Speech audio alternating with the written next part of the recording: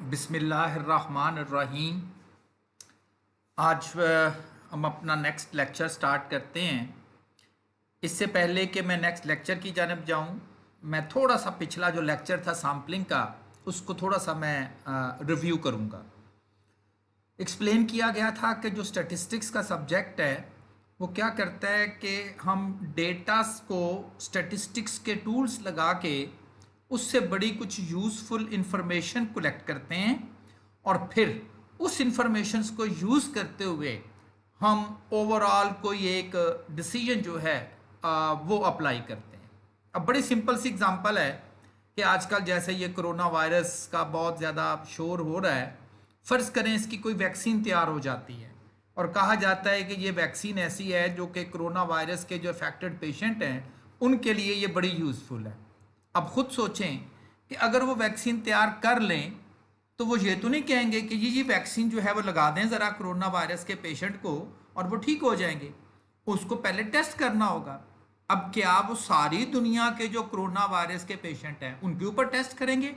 No, वो कुछ लोग जो कि कोरोना वायरस से अफेक्टेड होंगे उनके ऊपर वो वैक्सीन को अटेम्प्ट करेंगे, फिर देखेंगे कि जी वैक्सीन ने उनके ऊपर क्या फ़र्क डाला है और उसके बाद वो एक चीज़ ओवरऑल डिसाइड कर देंगे कि yes this vaccine is affected for all the patients of the corona virus, not for that specific group जिसके ऊपर टेस्ट किया है। तो वो जो ऑल द पेशेंट्स हैं समझ लें वो पॉपुलेशन है, वो टोटल ग्रुप है, वो लार्जर ग्रुप है और लार्जर ग्रुप है। और जो जिसके ऊपर हम डिसीजन करने जा रहे हैं या जहां से हमने कुछ इंफॉर्मेशन लेनी है वो सैंपल होगा, वो सैंपल पेशेंट जिनके ऊपर उन्होंने अटेम्प्ट किया होगा। और इसको हम कहते हैं इन्फरेंशियल स्टैटिस्टिक्स, नतीजा अखज़ करना, इंफॉर्मेशन लेना सैंपल से और डिसीजन करना पॉपुलेशन का। ये हमने लास्ट टाइम इन्फरेंशियल स्टैटिस्टिक्स का पढ़ा। फिर हमने एक प्रोसेस देखा, उससे कहा फ़र्ज़ करें ये वो तमाम पेशेंट हैं कोरोना वायरस के जिनके ऊपर वो मेडिसिन अटैम्प्ट नहीं हो सकती, तो सैंपल डेटा लिया जाएगा, चंद पेशेंट में भी 2000-3000 पेशेंट के ऊपर देखा जाएगा। फिर उसकी कैलकुलेशन की जाएगी कि जी 3000 पेशेंट के ऊपर हमने अटैम्प्ट किया था, इसके ये रिजल्ट्स आए हैं, ये इसके साइड इफ़ेक्ट्स भी आए हैं। और फिर एक ओवरऑल वो एक रिज़ल्ट, लेकिन जो रिज़ल्ट दिया जाएगा वो पूरी की पूरी पॉपुलेशन का दिया जाएगा। इंफॉर्मेशन सैंपल से लेकिन रिजल्ट पॉपुलेशन का, और इसी को ही हम कहते हैं इन्फरेंस प्रोसेस। तो पहला काम तो होगा सैंपल सेलेक्ट करना। अब सैंपल कैसे सेलेक्ट करने हैं, विद के विदाउट करने हैं, ये सारी एक्सरसाइज हमने सैम्पलिंग में पढ़ी थी। और फिर एट द एंड हमने कुछ रिजल्ट देखे थे कि किस तरह से सैंपल के जो रिजल्ट्स हैं वो पॉपुलेशन के रिजल्ट्स के साथ कनेक्ट हो जाते हैं। जैसे अब अगर आप याद करें तो हमने सैंपल्स लिए, जितने पॉसिबल सैंपल लिए जा सकते थे, इस एग्जांपल में थे वो 6। और फिर हर सैंपल का हमने मीन कैलकुलेट किया, किसी का 19 आ गया, किसी का 20 आ गया, किसी का 21 आ गया, किसी का 22 आ गया। और जब दोबारा इन सारे मीन्स का फिर मीन लिया, जिसे हम मीन ऑफ मीन्स कहते हैं, तो वो 21 आया। और याद करें ये वही 21 है जो कि पॉपुलेशन की 4 वैल्यूज़ का भी मीन था, क्योंकि पॉपुलेशन में तो यही 4 वैल्यूज़ थी ना, वो फिश वाली पॉपुलेशन थी, तो उसका भी तो 21 ही था। तो ये रिजल्ट बाय चांस नहीं मैच हुए, यानी सैंपल्स लें 1 2 3 4 नहीं, ऑल पॉसिबल, और फिर सैंपल्स का दोबारा से मीन लें, आंसर एग्जैक्टली वही आएगा जो कि पॉपुलेशन की वैल्यूज का मीन होगा। तो यहां से हमें सेंस मिलती है कि yes we are in a position to say something about population by using the information that is available from the sample. तो लास्ट टाइम हमने ये काम किया था। अब ज़रा हम अपनी इन्फ्रेंस प्रोसेस की जानिब आते हैं जो कि हमारा असल टारगेट है। फॉर एग्जांपल मैं आपके सामने एक स्टेटमेंट शेयर कर रहा हूं। It is claim that the mean salary of the teaching staff at university is at least 70,000 per month mean salary। कि यहाँ पर जो टीचिंग करते हैं, लेक्चरर हैं, असिस्टेंट प्रोफेसर हैं, प्रोफेसर हैं, मे भी कुछ और 5,000 टीचिंग स्टाफ है, अगर फ़र्ज़ करें 400-500 अगर टीचिंग स्टाफ है, कहता है जी कि उनकी जो मीन सैलरी है पर मंथ वो 70,000 है, यानी किसी की 80,000 है, किसी की 1,10,000 होगी, किसी की 60,000 होगी। तो ये एक स्टेटमेंट है। अब क्वेश्चन ये है कि ये एक स्टेटमेंट है कि मीन सैलरी जो है वो कम से कम 70,000 है। क्या ये स्टेटमेंट सही है? हो सकता सही हो, वाकई 70,000 से ज़्यादा ही बनती हो सकता है ये स्टेटमेंट गलत हो कि नहीं जी 70,000 से ज़्यादा नहीं बनती। तो ऐसी कोई भी स्टेटमेंट जिसका हमें ट्रुथ का ना पता हो कि ये स्टेटमेंट सही है या ये स्टेटमेंट गलत है, हम उस स्टेटमेंट को हाइपोथेसिस, मफरूज़ा हाइपोथेसिस का नाम देते हैं। तो ये एक हाइपोथेसिस है। देखें, आप फल लेने जाते हैं, फल वाला कहता है बाबूजी ला जाओ जी बड़े मीठे फल है। उसने एक स्टेटमेंट दी है, हो सकता है ये फल मीठे ही हों और इट मे भी ये ऐसा नहीं है, तो वो एक हाइपोथेसिस है। मैं आपको कहता हूं कि आपकी जो बॉटनी की क्लास है इसमें जो स्टूडेंट बैठे हुए हैं, कोई 60-70 पॉपुलेशन, इनका जो एवरेज वेट है वो 62 kg से ज़्यादा ही होगा। ये मैंने अपनी एक असेसमेंट की है क्लास में देख के। हो सकता है वाकई ऐसा हो और हो सकता है ये स्टेटमेंट सही ना हो। तो ऐसी कोई भी स्टेटमेंट जिसकी ट्रुथ का ना पता हो, हम उस स्टेटमेंट को हाइपोथेसिस का नाम देते हैं। अब क्वेश्चन ये है कि जी फर्ज करें ये अगर स्टेटमेंट चेक ही करनी हो तो किस तरह से ये स्टेटमेंट जो है वो चेक की जा सकती है। तो मैं कुछ पॉसिबिलिटीज़ आपके साथ शेयर करता हूं कि जी ऐसा ऐसा कर लें और ये स्टेटमेंट का पता चल जाएगा कि ये स्टेटमेंट सही है या ये स्टेटमेंट गलत है। अब जो पहला सोल्यूशन है वो ये है, solution number 1, collect data about salary from all teaching staff. All university के जितने टीचर्स हैं उनकी सैलरी का डेटा ले लें कि जी फलां जो मैथ्स का पहला टीचर है, फिर मैथ्स के 15 टीचर हैं, बॉटनी के 10 टीचर हैं, फलां टीचर है, तो सबका डेटा ले लें। और उसके बाद क्योंकि सारा डेटा आपके पास आ गया है, फिर उसका मीन कैलकुलेट कर लें। अगर तो वो 70,000 से ज़्यादा बनता है तो कह देंगे कि ये स्टेटमेंट सही है, और अगर वो 70,000 से कम है तो हम ये कह देंगे स्टेटमेंट गलत है। अब देखें, लगने में तो बिल्कुल आसान है, क्यों? हमें मीन का फार्मूला आता है, हम कह जी हम टीचर से डेटा लेंगे और उसका मीन कैलकुलेट कर लेंगे। अब जरा देखें इस सोल्यूशन में डेटा कहाँ से लेना है? All teaching staff.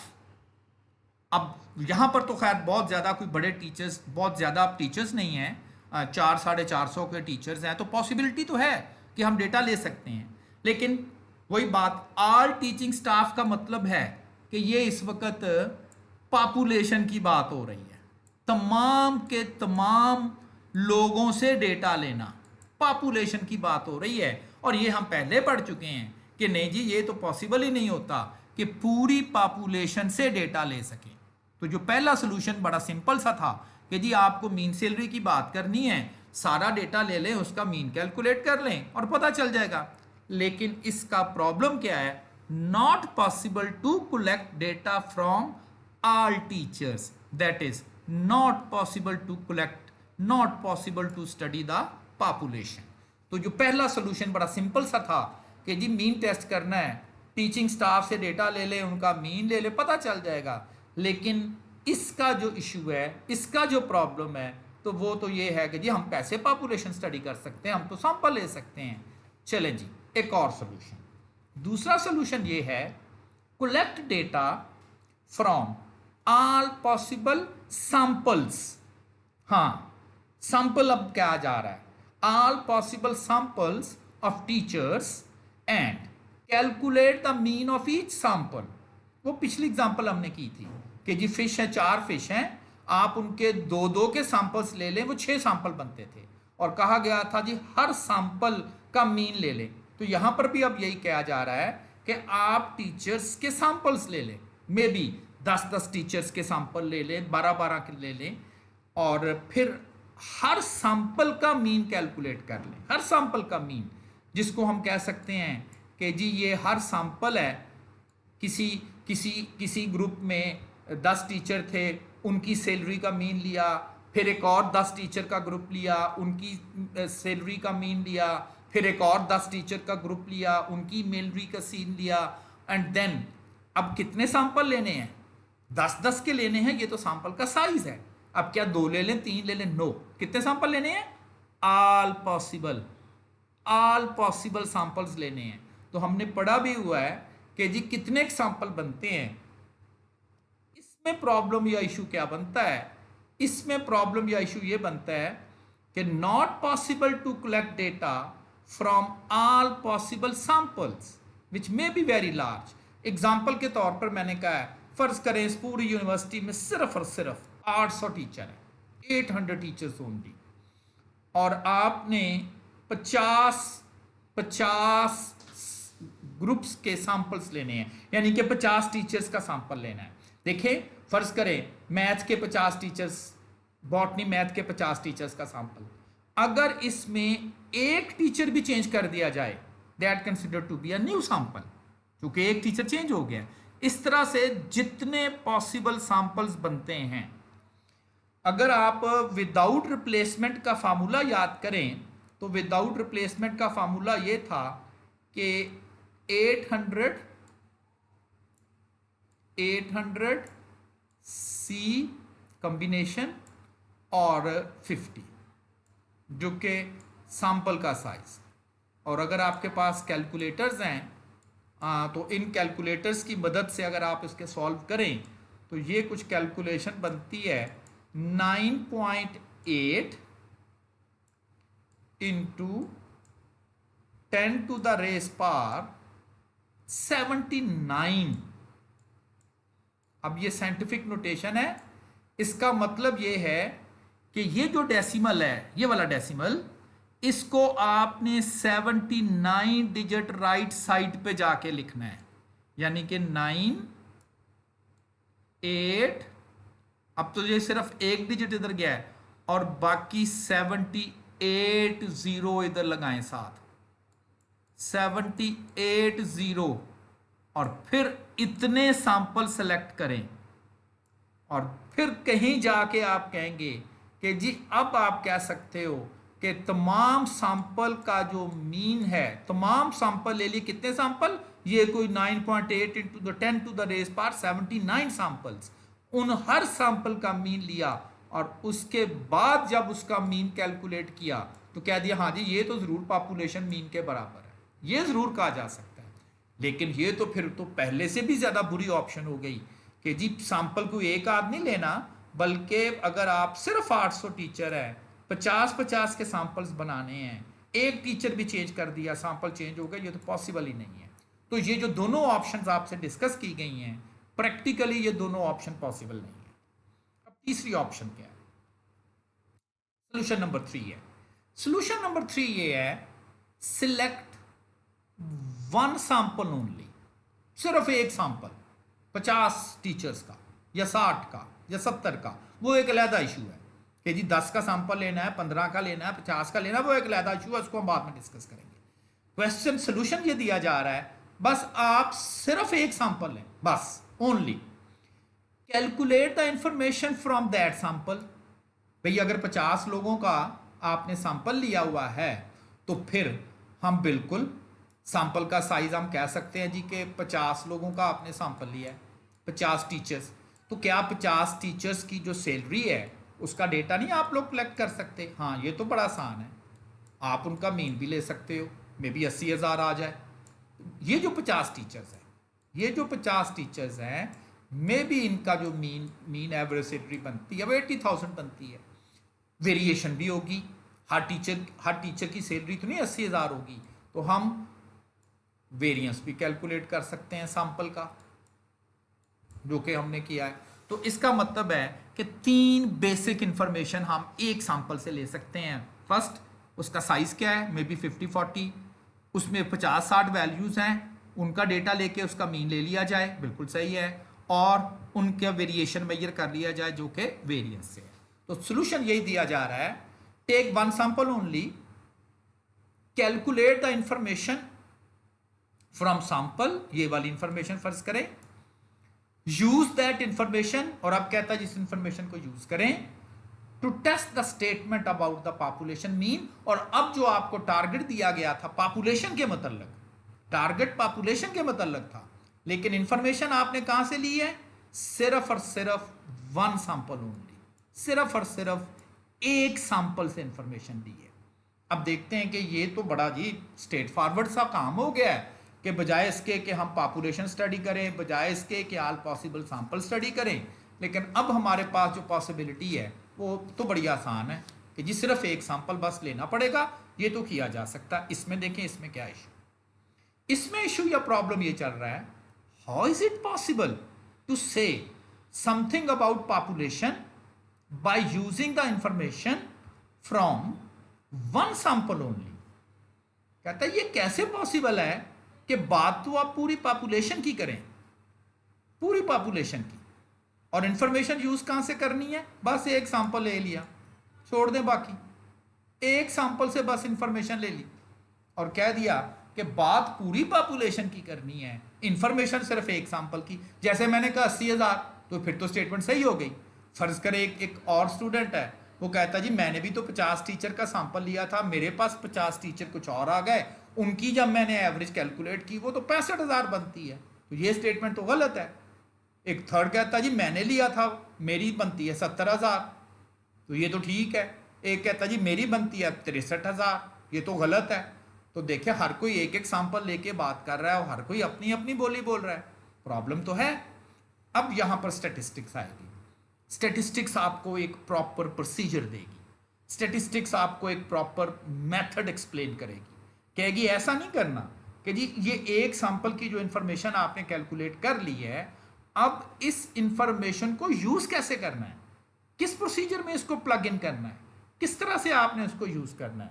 तो यस, इसी प्रोसीजर को हम कहते हैं कि ये एक ऐसा मेथड है, ये एक ऐसा प्रोसीजर है जिसे हम कहते हैं टेस्ट ऑफ हाइपोथेसिस। ये इस प्रोसीजर का नाम है। ये हमारी हेल्प करेगा। क्या करेगा? हम एक सैंपल से जो इंफॉर्मेशन कलेक्ट करेंगे वो आपको बताएगा कि वो एक सैंपल की इंफॉर्मेशन को किस तरह से आपने एक प्रॉपर वे से यूज करना है, और पॉपुलेशन के मतलब जो एक स्टेटमेंट हमारे पास थी उसकी जो ट्रुथ थी, पता करना था कि क्या वो स्टेटमेंट सही है गलत है। तो आप एक सैंपल की इंफॉर्मेशन को लेते हुए इस प्रोसीजर को अडॉप्ट करेंगे जिसमें बेसिकली 5 स्टेप्स हैं। पहले स्टेप में हम करेंगे, फिर सेकंड स्टेप, फिर थर्ड स्टेप, फिर फोर्थ स्टेप। तो ये जो प्रॉब्लम था कि ये कैसे पॉसिबल है कि पूरी पॉपुलेशन की बात करनी है, इंफॉर्मेशन एक सैंपल की यूज करनी है, तो स्टैटिस्टिक्स कहते हैं, स्टैटिस्टिक्स कहती है कि वी हैव अ प्रोसीजर, कि हमने एक बकायदा एक एल्गोरिदम डिफाइन कर दिया है, 5 स्टेप का वो प्रोसीजर है। आप उस सैंपल की इंफॉर्मेशन को स्टेप बाय स्टेप चलेंगे तो आप वाकई ही उस स्टेटमेंट को टेस्ट कर सकेंगे। अब देखें इसकी डेफिनेशन क्या है। Is a 5 step procedure which enables us to decide, कैसे डिसाइड करना है?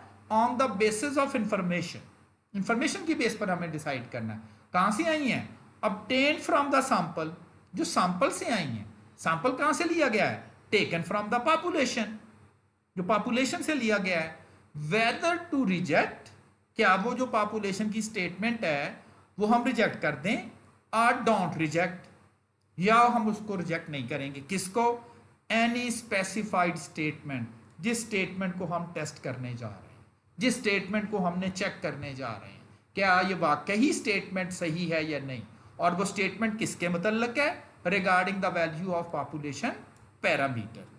वो पॉपुलेशन पैरामीटर, पैरामीटर हमने पढ़ा था कोई भी ऐसी न्यूमेरिकल क्वांटिटी जो पॉपुलेशन से कैलकुलेट की जाए उसे हम पॉपुलेशन पैरामीटर कहते हैं। तो टेस्ट ऑफ हाइपोथेसिस एक 5 स्टेप प्रोसीजर है जो कि हमें ये चीज एक्सप्लेन करता है कि किस तरह से आपने सिर्फ और सिर्फ एक सैंपल इंफॉर्मेशन जो अवेलेबल है उसको यूज करना है इस 5 स्टेप के प्रोसीजर में, और फिर एक स्पेसिफिक स्टेटमेंट जो कि पॉपुलेशन के मतलब है, उस पॉपुलेशन के मतलब के स्टेटमेंट को जो है वो हमने टेस्ट कैसे करना है।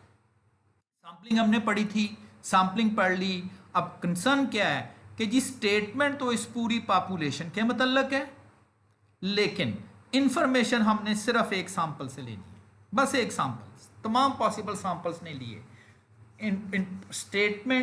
स्टेटमेंट इसके मुतल्लक, इंफॉर्मेशन सिर्फ सैंपल से।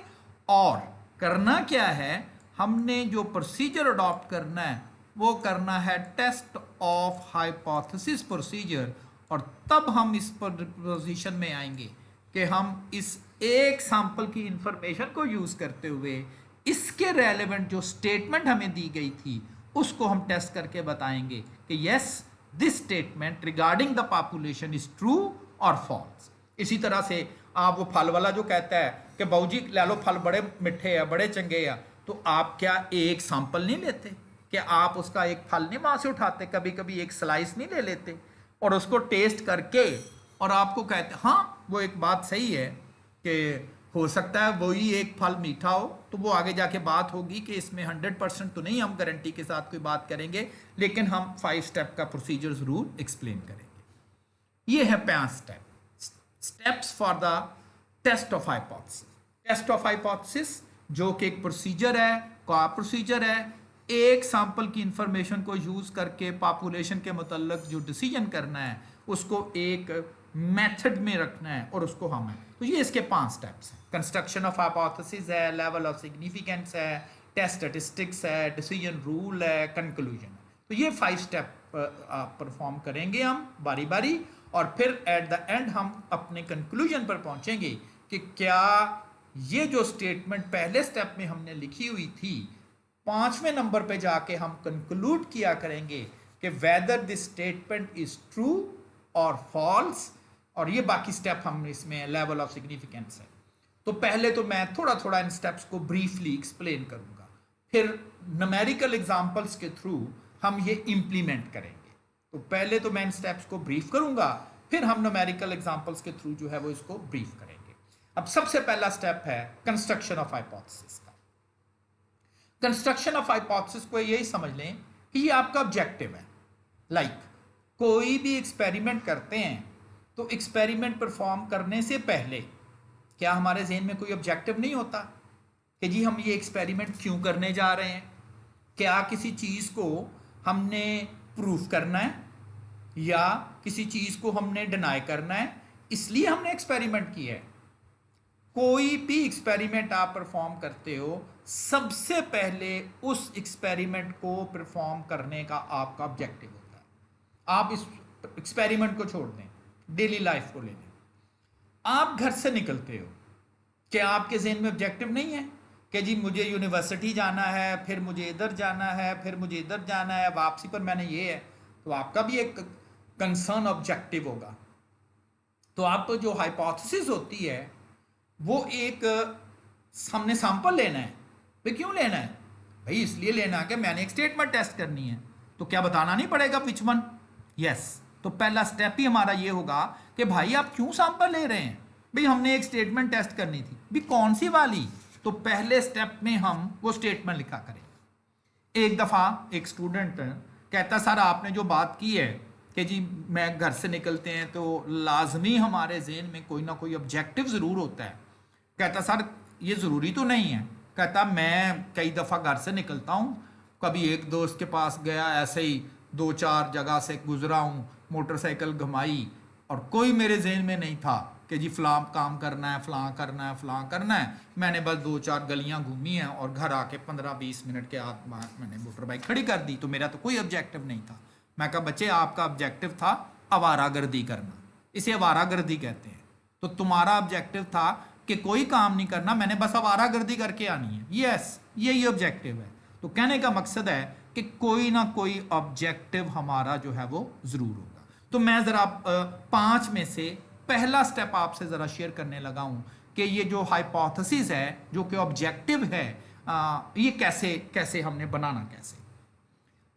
मैं ज़रा इस ये मैंने मेंशन किया हुआ है कि टोटल 5 स्टेप है, out of which this is the first step, that is construction of hypothesis. Hypothesis 2 statements हैं, एक हम नल बोलते हैं और एक स्टेटमेंट को हमने कहना है कि this one is the alternative hypothesis. तो पहले तो ये है कि स्टैटिस्टिकल हाइपोथेसिस जो है वो कहते किसको है? Is an assumption. अजम्पशन का मतलब होता है it may be true, it may not be true. किसके मतलब? Made about the population parameter which may और may not be true. Yes, statement मफरूजा उसी को ही हम कहते हैं कि कोई भी ऐसी स्टेटमेंट जो कि पॉपुलेशन पैरामीटर के मतलब हो, विच मे और मे नॉट बी ट्रू, इसको हम कह देते हैं कि ये जी हमारे पास स्टैटिस्टिकल हाइपोथेसिस है। अब हाइपोथेसिस मैंने कहा दो तरह की होती हैं, एक को हम नल हाइपोथेसिस का नाम देते हैं और एक को हम अल्टरनेटिव का। ये भी प्रैक्टिस करेंगे, बताएंगे आपको कि जी किसको नल कहना है और किसको hypothesis. The null hypothesis denoted by H not, not इसे नॉट पढ़ते हैं, जीरो नहीं पढ़ते। नल हाइपोथेसिस, तो हाइपोथेसिस एच ले लिया और नल की वजह से नॉट ले लिया। Is any hypothesis which is to be tested for possible rejection. चलें मैं स्टेटमेंट को बकायदा एक्सप्लेन करूं, पहले मैं आपको एग्जांपल्स के थ्रू एक्सप्लेन कर दूं कि जी ये नल हाइपोथेसिस कैसे बनानी है या किसको नल कहना है। और second one alternative, alternative hypothesis को हम H1 कह देते हैं। HA भी स्टार्ट में कहते थे अल्टरनेटिव की वजह से, लेकिन ज़्यादा पॉपुलर जो है वो H0 और H1 है। तो पहला ये जो हाइपोथेसिस देखिए, यहाँ I है और यहाँ E है, ये प्लूरल है क्योंकि दो है ना, एक नल और एक अल्टरनेटिव। तो आपने याद रखना है कि पहला स्टेप होगा हाइपोथेसिस बनाना जो कि दो होंगी, एक नल और एक अल्टरनेटिव। अगर कोई पूछे जी हाइपोथेसिस है क्या, तो आप कहेंगे जी हमने पॉपुलेशन से अगर सैंपल लेना है तो सैंपल क्यों लिया जा रहा है, उसका क्या ऑब्जेक्टिव है, उसी को ही हम हाइपोथेसिस कहेंगे। चले जी पहले ज़रा पहली एग्जांपल पढ़ते हैं। ऊपर मैंने मेंशन कर दिया है how to construct null and the alternative hypothesis. एक एग्जांपल क्या है? By using the given sample information. Hypothetically मैं आपसे एक बात कर रहा हूँ, फर्ज करें आप ही की क्लास है, मैं समझता हूँ कि आपकी क्लास का जो स्टूडेंट है उसका जो मीन वेट है वो ज़्यादा से ज़्यादा 50 है।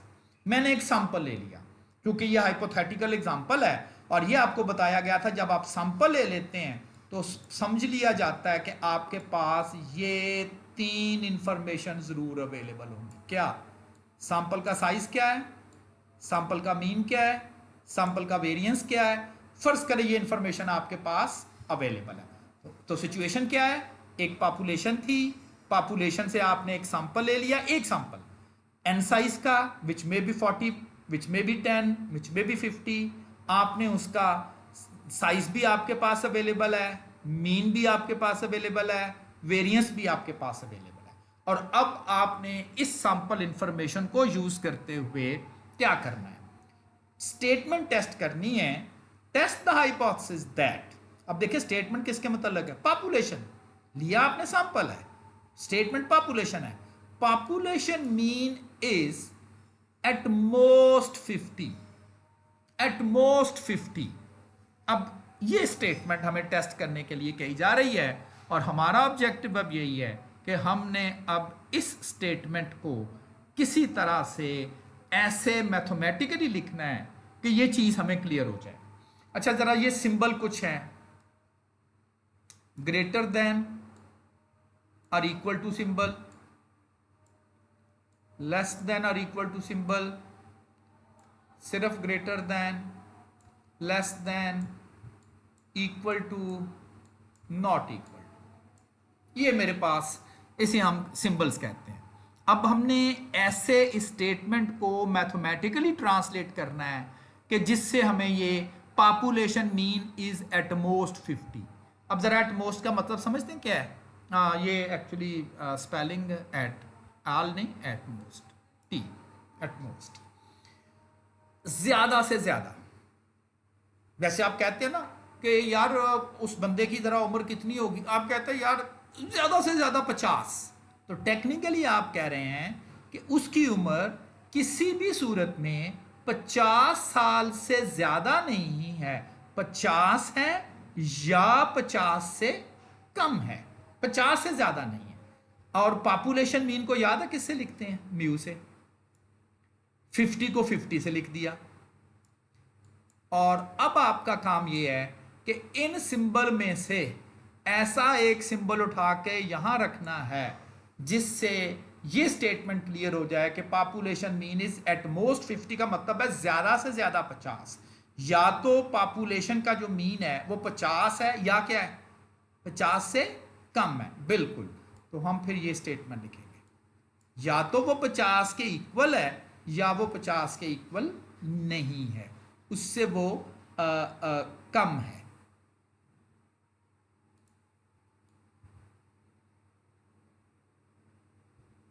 तो अब हम अपने प्रॉपर ऑब्जेक्टिव की जानिब आ जाते हैं कि जी मेरे पास सैंपल इंफॉर्मेशंस अवेलेबल थी और उस इंफॉर्मेशंस को यूज़ करते हुए मैंने ये स्टेटमेंट लिख दी। तो आप ये स्टेटमेंट लिख देंगे, बिल्कुल सही है। Population mean is at most 50 का मतलब है ज़्यादा से ज़्यादा 50, 50 या 50 से कम। ये तो हो गई एक स्टेटमेंट। और मैंने कहा था कि हमारे पास एक्चुअली दो, अभी मैं ये नहीं बात कर रहा ये ना लगे अल्टरनेटिव, छोड़ दें इसको। अब दूसरी स्टेटमेंट जो बिल्कुल इसका एग्जैक्ट अपोजिट होगी, बिल्कुल इसका उलट होगी, वो आपने अब खुद बनानी है। देखिए अगर पॉपुलेशन मीन जो है वो 50 या 50 से कम है, मैंने कहा था कि उसकी उम्र ज्यादा से ज्यादा 50 साल है या 50 साल से कम है, तो सोचें उसका उलट क्या होगा, एग्जैक्ट अपोजिट क्या होगा। उसका एग्जैक्ट अपोजिट होगा कि जी 50 साल से फिर ज्यादा होगी। तो इसी तरह से यहां पर भी पॉपुलेशन मीन 50 से ज्यादा है, ये इस स्टेटमेंट का अपोजिट। तो याद करें कि एक स्टेटमेंट आपको क्वेश्चन में मेंशन होगी, उसको आपने मैथमेटिकली ट्रांसलेट कर लेना है, और दूसरी जो स्टेटमेंट होगी जो कि उसका एग्जैक्ट अपोजिट होगी वो आपने खुद लिख लेनी। इसके बाद आपने नोट ये करना है कि इन दोनों में से कौन सी ऐसी स्टेटमेंट है जिसमें और सिंबल तो चले है ही है लेकिन इक्वलिटी सिंबल जरूर आ रहा है, इक्वल का साइन भी आ रहा है। तो इसे क्या पढ़ते हैं, लेस देन और इक्वल टू। तो ऐसी स्टेटमेंट जिसमें एक स्टेटमेंट दी हुई होगी, दूसरी स्टेटमेंट ट्रांसलेशन करके बना लेंगे, फिर दोनों में से स्टेटमेंट्स को देखेंगे, जिस स्टेटमेंट में इक्वलिटी सिंबल अपीयर होगा हम उस स्टेटमेंट को कह देंगे कि ये नल है, ये हमारे पास नल हाइपोथेसिस। और जो दूसरी है वो अल्टरनेटिव होता ना, ये अगर ये नहीं तो फिर क्या, इसका अल्टरनेटिव क्या, तो ये अल्टरनेटिव। तो अब हम पहला स्टेप इसका बनाएंगे, पढ़ते इसको हैं, statement is not such that, चूंकि इसमें इक्वलिटी सिंबल था तो मैंने कहा ये हमारी नल हाइपोथेसिस है, और जो दूसरी स्टेटमेंट है उसको हमने प्लेस कर देंगे H1 में और लिख देंगे, पढ़ेंगे H naught such that mu is less than और equal to 50, H1 such that mu is greater than 50। तो अभी कोई न्यूमेरिकल एग्जांपल्स तो नहीं हमारे पास आई, लेकिन सिर्फ आपको ये बताया गया है कि जी पहला जो स्टेप करना है, दो स्टेटमेंट्स बनानी है नल और अल्टरनेटिव। किस तरह से, बड़ा सिंपल है, जो स्टेटमेंट टेस्ट करनी है उसको मैथमेटिकली ट्रांसलेट कर लें, उसके एग्जैक्ट अपोजिट स्टेटमेंट खुद लिख लें, दोनों स्टेटमेंट को पढ़ें, जरूर किसी में इक्वल साइन होगा वरना आपने गलत बना ली है, जिसमें इक्वल साइन आए वो आपकी नल स्टेटमेंट जिसे H नॉट में लिखेंगे और वो तरतीब में पहले लिखते हैं, और दूसरी स्टेटमेंट जो है उसको हम अल्टरनेटिव का नाम देते हैं। अच्छा जी, अब मैं जरा दूसरी एग्जांपल पढ़ रहा हूं। दूसरी एग्जांपल भी उसी तरह से है, by using the given sample information. कहा जा रहा है जी कोई पॉपुलेशन थी, वहां से हमने सैंपल लिया है और सैंपल से हम सपोज कर रहे हैं कि हमारे पास इंफॉर्मेशन आ गई है। बिल्कुल सैंपल से इंफॉर्मेशन कैलकुलेट की जा सकती है। अब कंसर्न क्या था इस दफा, population mean is at least 50, वो जी कम से कम 50 साल का जरूर है, कम से कम उसका वजन 50 जरूर है। इसका मतलब है कि हम कह रहे हैं कि 50 से कम नहीं हो सकता, एटलीस्ट कम से कम। पढ़ते नहीं है फैसलाबाद का टेम्परेचर आज कम से कम 20 डिग्री रहा है, इसका मतलब 20 डिग्री से कम नहीं गया, 20 से ज्यादा ही रहा है, मे बी 25, 30, 40 अपर का नहीं पता, लेकिन कम से कम लोअर लिमिट लगा दी। इसको ट्रांसलेट करेंगे तो हम यही कहेंगे कम से कम 50 जरूर है, 50 या 50 से ज्यादा भी हो सकता है। इसका एग्जैक्ट अपोजिट क्या बनेगा, लेस देन 50। बिल्कुल, हमने ट्रांसलेशन कर ली और देखा कि जो पहली स्टेटमेंट है उसमें इक्वलिटी सिंबल आ रहा है, उसको उठा के हमने नल हाइपोथेसिस में रख दिया और दूसरी स्टेटमेंट में हमने कह दिया कि ये हमारी अल्टरनेटिव है। तो मैं ये कतई नहीं कह रहा कि जो स्टेटमेंट क्वेश्चन में दी गई होती है वो नल होती है कि अल्टरनेटिव। मैं सिर्फ ये कह रहा हूं कि वो एक स्टेटमेंट होती है, आप उसे ट्रांसलेट कर लेंगे, एग्जैक्ट अपोजिट उसका आप लिख लेंगे, नोट करेंगे इक्वल साइन किस में आ रहा है, जिसमें इक्वलिटी आ जाए वो हमारे पास नल हाइपोथेसिस और दूसरी जो है वो अल्टरनेटिव। अब जरा तीसरी एग्जांपल पढ़ते हैं। By using the given sample information as such test the hypothesis that population mean is not equal to 50। भी मैं कह रहा हूं जी कि नहीं नहीं यार उसकी उम्र 50 साल नहीं है, अब 50 से ज्यादा है या कम है ये नहीं मुझे आइडिया। मैं कह रहा हूं कि बस 50 नहीं है। होता ना कभी आप बात करते हो किसी से कहते हो कि नहीं यार मुझे आइडिया तो नहीं है, बस इतना मुझे गारंटी है जी 50 नहीं है। इसको कैसे लिखना है? Population mean is not equal to, ये कौन सा सिंबल है? जब हम बिल्कुल इक्वल टू, और ये फिर कौन सा हो गया? Not equal. यस, तो population mean is not equal to 50। इससे हमें कंसर्न नहीं है कि वो 50 से ज्यादा है या कम है, 50 नहीं है। तो अल्टरनेटिव क्या बनेगा? Is equal to. अब इक्वल साइन किस में आ रहा है? सेकंड स्टेटमेंट में।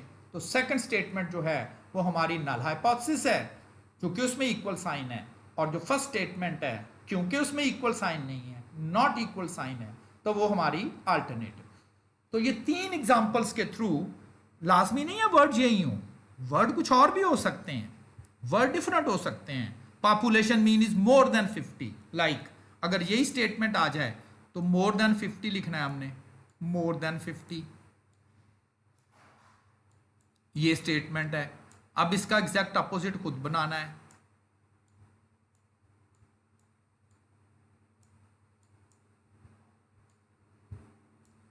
देखें ये सेट पहले भी बना हुआ होगा, अगर आप प्रीवियसली जाएं, ग्रेटर देन और less than or equal to, ये देखें ग्रेटर देन और less than or equal to. अब यहां पर स्टेटमेंट के वर्ड्स कुछ और हैं लेकिन ट्रांसलेशन, यहां स्टेटमेंट के वर्ड कुछ और हैं लेकिन ये एच नॉट है, ट्रांसलेशन सेम है। बिल्कुल इसी तरह से आप डिक्शनरी में मुख्तलफ वर्ड्स के सिमिलर मीनिंग देखते हैं, तो यहां पर भी ऐसा ही होगा, वर्ड्स डिफरेंट होंगे लेकिन जब आप ट्रांसलेशन करेंगे तो ट्रांसलेशन में इन्हीं तीनों में से कोई ना कोई सेट बनेगा, या ये सेट बनेगा या ये सेट बनेगा, और तीसरा पॉसिबल सेट, इसके अलावा कोई और चौथा सेट पॉसिबल नहीं है। वर्ड्स डिफरेंट बन सकते हैं, आप देखेंगे हम क्वेश्चन करेंगे वर्ड्स कुछ और होंगे।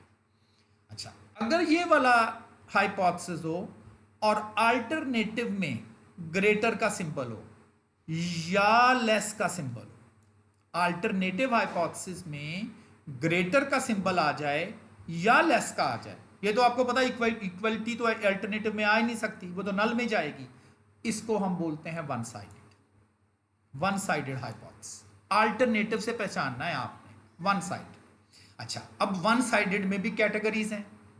अगर वो ग्रेटर है तो हम कहते हैं ये है तो वन साइडेड लेकिन ग्रेटर देन, वन साइडेड लेकिन लेस देन, और फिर मोर टिपिकली ग्रेटर देन का मतलब है सिर्फ एक साइड, कौन सी? 50 से ज्यादा। अब जरा नंबर लाइन को देखें, तो नंबर लाइन में अगर लिखते हैं, फर्ज करें ये 50 है, तो अगर मैंने ये लिखना हो 50 से ज्यादा, तो मैं ऐसे करके नहीं लिखूंगा, 50 से ज्यादा इधर ही होगा ना, राइट साइड, तो इसलिए इसे हम राइट टेल भी कहते हैं। इसका क्या मतलब है? 50 से कम, 50 से कम लेफ्ट पर होगा ना, लेस देन, इसलिए हम इसे लेफ्ट टेल भी कहते हैं। अब यहां पर अगर आप देखें तो आप कहेंगे 50 नहीं है, 50 से ज्यादा भी हो सकता है, 50 से कम भी हो सकता है।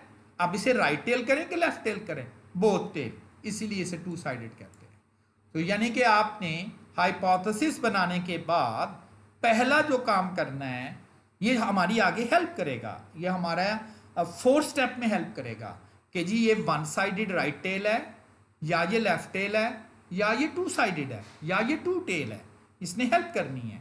तो अभी मैंने आपको सिर्फ और सिर्फ एक हाइपोथेटिकली कि जी टेस्ट ऑफ हाइपोथेसिस जो बेसिकली एक 5 स्टेप प्रोसीजर है, इसका पहला स्टेप हाइपोथेसिस कैसे बनानी है, एक स्टेटमेंट मेंशन होगी, ट्रांसलेट कर लेंगे, अपोजिट स्टेटमेंट हम खुद लिखेंगे, और जब तक जिसमें इक्वलिटी सिंबल आ जाए उसको नल में रख देंगे और बाकी को अल्टरनेटिव में रख देंगे, और फिर अल्टरनेटिव में ग्रेटर का सिंबल आए तो राइट कहेंगे, लेस का सिंबल आए तो लेफ्ट कहेंगे, और अगर नॉट इक्वल टू का सिंबल आ जाए तो हम उसे टू टेल का जो है वो नाम देंगे। ये हमारी हेल्प करेगा, ठीक है। तो इंशाल्लाह बाकी जो 4 स्टेप्स हैं उनको मैं नेक्स्ट लेक्चर में जो है वो कवर करूँगा। और आप स्टूडेंट से सबसे दरख्वास्त है कि अब जो कुछ भी आजकल हमारे पाकिस्तान की बल्कि पूरी दुनिया की सिचुएशन चल रही है, मुझे तो इसके अलावा और कोई हल नज़र नहीं आता कि हम अपने रब की तरफ चले जाएं, हम अपने रब से राब्ता कर लें, हम अपने रब से अपनी गुनाहों की माफ़ी मांग लें। तो आप सबसे दरख्वास्त यही है कि आजकल आप घरों में हैं, ऑलमोस्ट बहन भाई मदर फादर घरों में रहें, प्लीज़ घरों में रहें। और दूसरी ऑप्शन ये है कि देखें जी सारे लोग घरों में हैं, आपके अब्बू होंगे, बड़े भाई होंगे, उन्हें कहें जी घरों में आप जमात कराएं, नमाज पढ़ाएं, पहली सफ में आपके बड़े भाई या अब्बू खड़े हो जाएं, दूसरी सफ में जो है वो मर्द हजरात खड़े हो जाएं, और तीसरी सफ में जाके ख़वातीन हैं, बहनें हैं, छोटे बच्चे हैं, इस तरतीब से खड़े हो जाएं। तो अल्लाह ताला ने, अगर लोग कह रहे हैं जी कि मस्जिदें बंद हो गई हैं, मैं कहता हूं कि आप घर घर में मस्जिद बनाएं, देखें अल्लाह ताला आपकी जानिब कैसे खुश होते हैं। तो आप सब लोगों से एक रिक्वेस्ट है कि अगर आप घरों में रह रहे हैं तो घरों में मस्जिदें बना लें। आप अपने भाई को कहें, बहन को कहें, भाई को कहें, अब्बू को कहें कि आप ज़रा जमात कराएं, हम पीछे जमात पढ़ेंगे, तो अल्लाह ताला शायद राज़ी हो जाए। वासलाम, बाकी इंशाल्लाह नेक्स्ट लेक्चर में।